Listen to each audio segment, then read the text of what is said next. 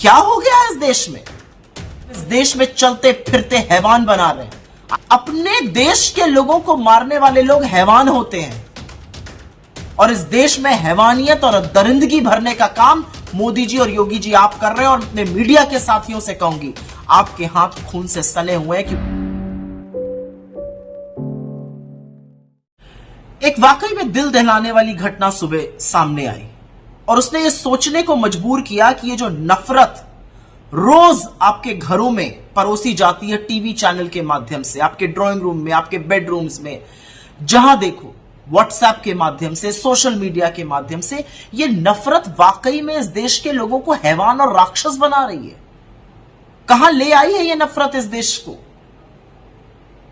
योगी और मोदी की ये नफरत ने इस देश के लोगों को दरिंदा और हैवान बना के रख दिया है। जयपुर मुंबई की एक ट्रेन में आरपीएफ के कांस्टेबल चेतन सिंह नामक व्यक्ति ने अपने वरिष्ठ साथी टीकाराम मीणा की और 3 और लोगों की हत्या कर दी। और हत्या के बाद शव के पास खड़े होकर, जिसमें 2 मुसलमान थे, खड़े होकर कहा, अगर हिंदुस्तान में रहना है तो योगी मोदी कहना है। ये कौन सी भक्ति है? ये क्या हैवानियत है?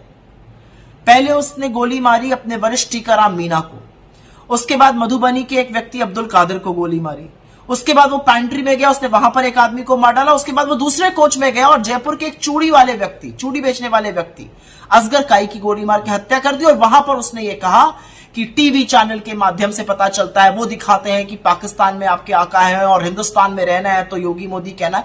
ये क्या हो गया इस देश में? और कब सोचेंगे हम कि नफरत के चलते हम इस देश में ज़ॉम्बीज बना रहे हैं, हम इस देश में चलते फिरते हैवान बना रहे हैं। आज चेतन सिंह था, कल कोई और होगा।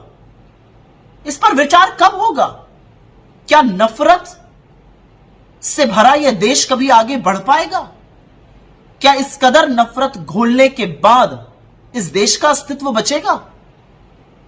आज सवाल सबके सामने यह है कि यह सिर्फ चेतन सिंह की बात नहीं है, या टीकाराम मीणा की बात नहीं है, या असगर काई या अब्दुल कादिर की बात नहीं है। यह बात है कि अगर संभवतः इन लोगों की लड़ाई जो थी वो कुछ समुदाय को लेकर हुई, तो अगर मैं आपके लीडर को नहीं मानूंगा और अगर मैं योगी की तारीफ नहीं करूंगा या मोदी की बुराई कर दूंगा तो आप मुझे गोली से उड़ा दीजिएगा।